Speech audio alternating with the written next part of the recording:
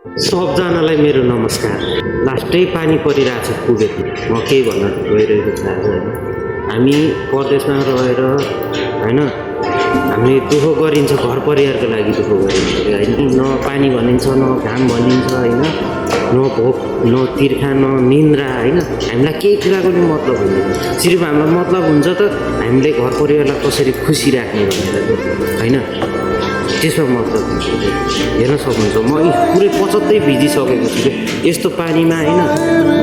के अरे म डेलिभरी लिएर आएको हो, डेलिभरी लिएर आउँदै म बाटोमा पानीले भिजेर म पचत्तै पानीले भिजेर चाहिँ मैले बाइक यहाँ राखेको छु होइन।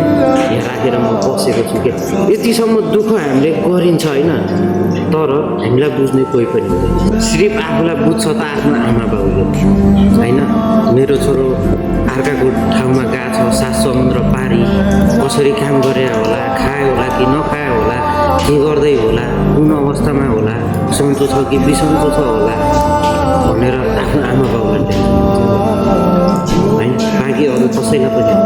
त्यस कारणले होला कुनैको नजरमा होइन बाउआमा नराम्रो होला होइन, कसैलाई बाउआमाले नराम्रो पनि गरेको छ।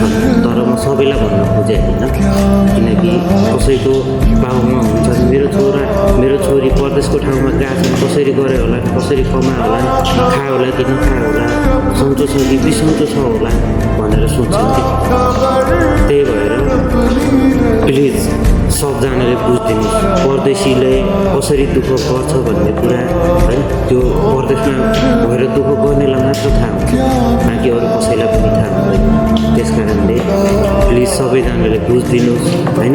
यस्तो अवस्थामा हामीले काम गरिन्छ होइन, घाम पानी नभनिकन होइन, हुरी बतास केही नभनिकन काम गरिन्छ।